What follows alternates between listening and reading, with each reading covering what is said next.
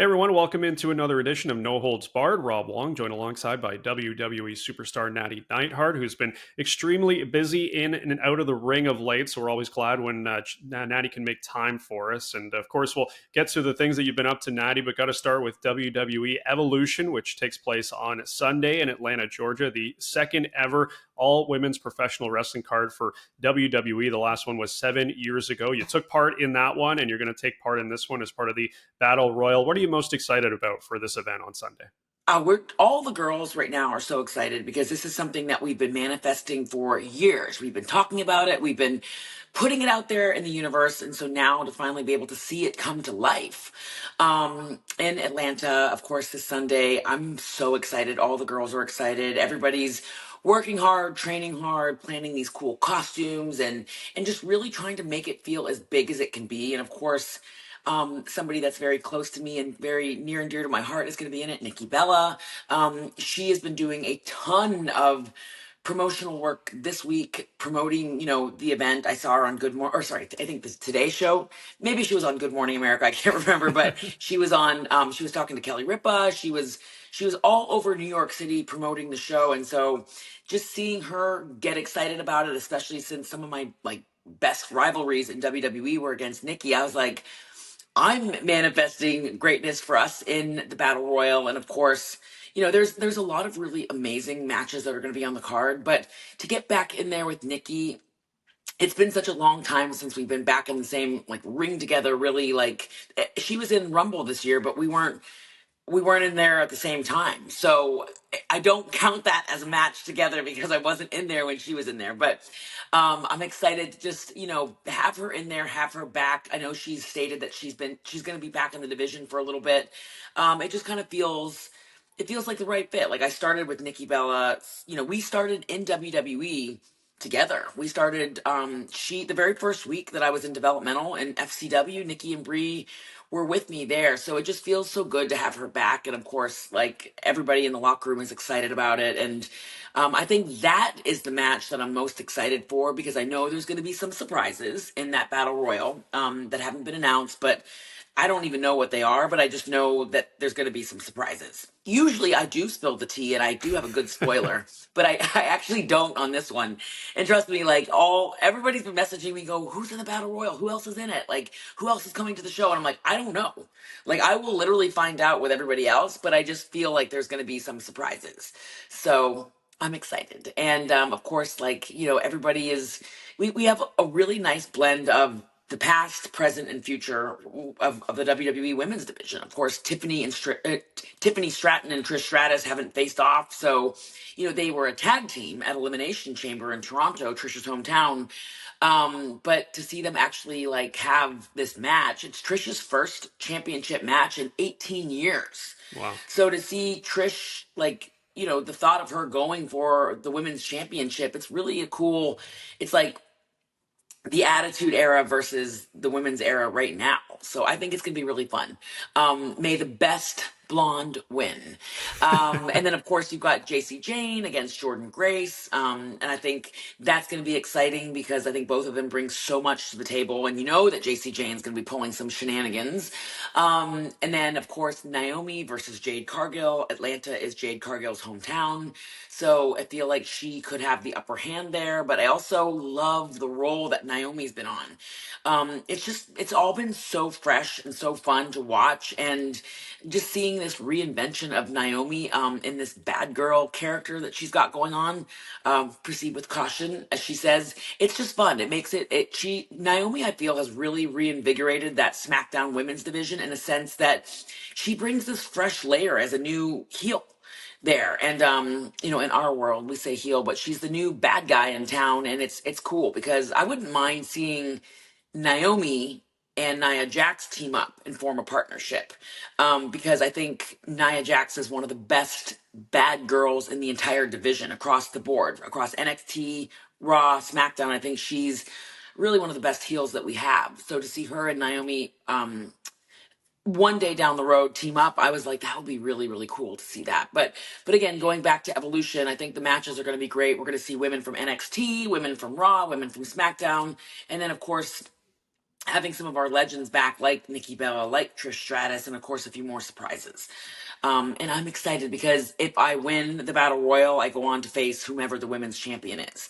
Right. But we don't know who the women's champion is going to be in Paris, because there's a championship match on the line with Rhea Ripley and Io Sky. So I mean, it's hard to say who's going to win that, but we know Io and Rhea have had absolute bangers in the past, so I expect nothing but the best from them. But I could see Rhea winning this one, and I just feel like it's been a minute since she's been the champion. Um, Although Io is one of my favorite women in the division, I think she brings so much to the table. I could see Rhea pulling this one off. So it's like the thought of Natty versus Io in Paris or Natty versus Rhea in Paris. It like just makes me so excited and motivated to win this battle royal more than ever. So I'm looking forward to it. But yeah, there's a lot at stake. The girls are excited.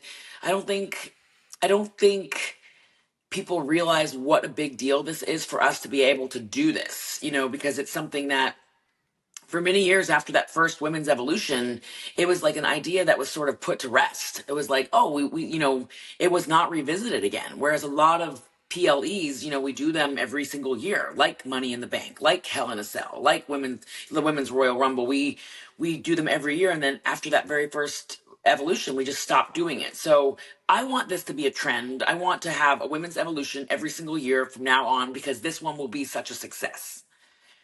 Yeah, I think you put it really well. It's like I said, it's been 7 years since the last one, far too long since we've seen an event like this. And as you've said, so many great matches we're going to see, so much excitement surrounding this card, and should be a ton of fun on Sunday in Atlanta. So I imagine we're going to be seeing Natalya at the Battle Royale on Sunday, but we've been seeing Natty outside of WWE in a lot of these matches you've had, whether it's an NWA, recently with ROW against Promise Braxton. We saw you show up on Evolve, of course, a few nights ago, taking on Callie Armstrong. But I'm curious, what have you learned about this experience? I know you've talked to myself and Jan Murphy, our colleague, about this a lot, how just you were so excited to branch out and try different things and sort of go on this run that you've been on. But now that you're in it and you've done some of these matches, what do you think you've learned about yourself? Well, I think it's important to take chances. And I think for me, they've been calculated risks, but I am just not comfortable sitting back, coasting, hoping that somebody comes up with something for me. I mean, that's the thing, is that WWE is a very fast paced, it's a fast turning machine. And, we have so many events right now. We have, tons of PLEs. We have, really, we have our Saturday night main event, we have Raw, we have SmackDown, we have NXT. We're doing partnerships with, like AAA, for example, and just we have all these different platforms to do stuff. And for me, like, the best part of what I can do in WWE is invent, create, and like make my own opportunities, sort of thing. So while, it's one thing to like wait around for somebody to go, hey, Natty, we've got this really great idea for you. Nobody knows me better than I know me. So rather than wait for someone to come up with an opportunity for me or an idea for me, I decided to light it up myself and create something and just build something that I could not. It's not me saying, hey, let me do this. It's, hey, I want to show you this. And so that's what I've been doing with this Natty character, is just, it's just Natty is Natty. That's me. And that's what I've been doing since I've started my career, building, wrestling, doing this different style that really just stems from what my family started in the dungeon. And then to bring that to life and to be able to do that outside of WWE, it's just been so much fun because I've been able to, I feel like, reinvigorate me. And it's not to say that Natalya isn't great, but listen, as Natalya, I've done a lot of amazing things. I was the first woman to ever wrestle in Saudi Arabia. I was the first woman to, be in. I'm just trying to think what other first evers I've done. Have this first ever women's match in Saudi Arabia. Have 6 world records for this massive body of work, and working with the most pay-per-views, the most Raw matches, the most SmackDown matches, the most this, that, and everything else. But to me, it would be easy to get comfortable and complacent because I do work for WWE and I do get a paycheck every week and I do, you know, it's like it's all very comfortable. But for me, I was like, that's not good enough. I don't want to just stay in my comfort zone. I want to build something else and step outside my comfort zone, work with women I've never worked with before, and build and create and invent this character that I've never been able to do in WWE. And then, hopefully be able to one day parlay that into my work. But I'm very proud of Natalya, but Natalya has always been very safe. And Nattie takes risks. Natalya, as I've said before, she elevates. Nattie decimates. And so people are enjoying it. I'm loving it. I love the work that I did with Booker T at Reality of Wrestling.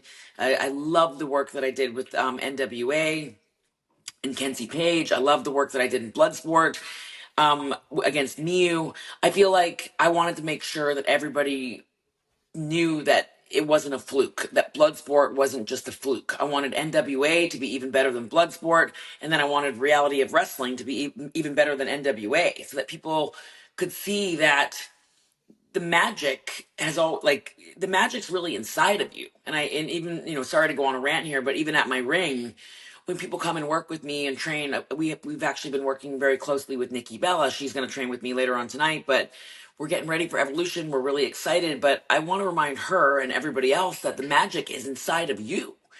You can't wait for somebody else to tell you about your magic. You need to show them your magic. And so that's what this Nattie character does is, Nattie is the magic's always been in her. So now she's showing the world what she's capable of. Yeah, it's been great. It's just to watch where you're going to pop up next. We see a different side of you, of course.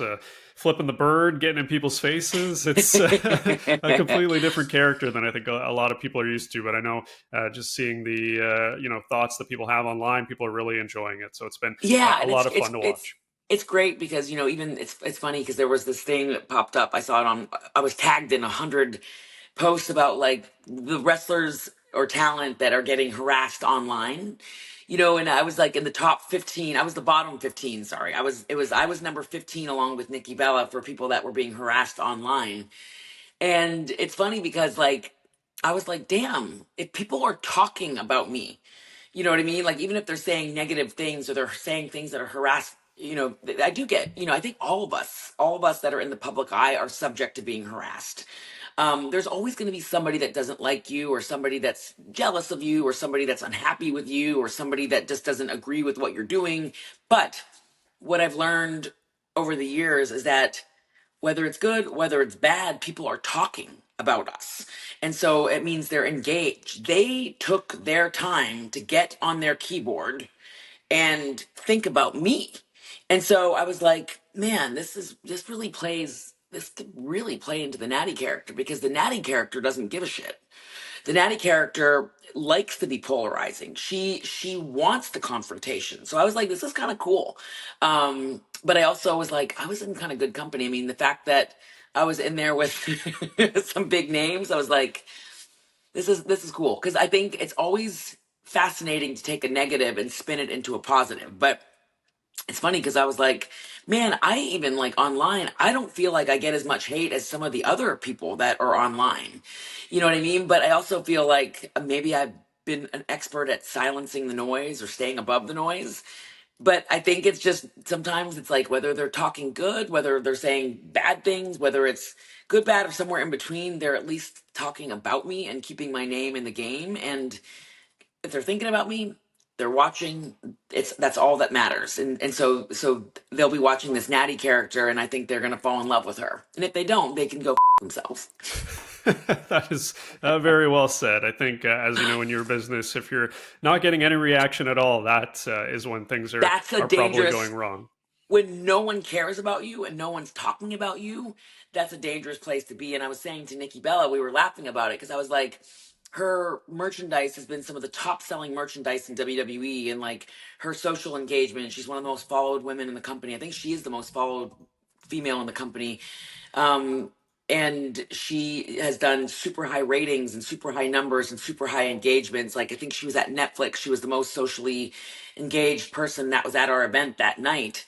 And so people are just very intrigued about what she's going to do. But I was like, man, it's the same thing with Jey Uso online. A lot of the times he gets a lot of like a lot of hate online. But then when I'm at a show that Jey Uso is at, the entire arena goes crazy for him, and they're all yeeting with him, and people just think he's the coolest thing. His merch is the top merch, and like he's, he does great numbers, and people want to watch him. So it's like I said to Nikki, I was like, good thing Twitter is not a real place, because they're still talking about us. And at the end of the day, I think it's a compliment. I take it as a compliment. People care. They give. Yeah, no, that's a great point. And definitely people are going to be caring about this event on Sunday. We're so excited to watch it. WWE Evolution from Atlanta, Georgia. Nattie will be taking part in the Battle Royal. As always, Nattie, appreciate the time. Thanks for doing it. Thank you, Rob. I will talk to you soon, and I'll see you at Evolution.